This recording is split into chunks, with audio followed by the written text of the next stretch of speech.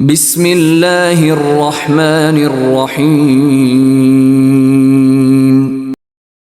قل أعوذ برب الفلق من شر ما خلق ومن شر غاسق إذا وقب ومن شر النفاثات في العقد ومن شر حاسد إذا حسد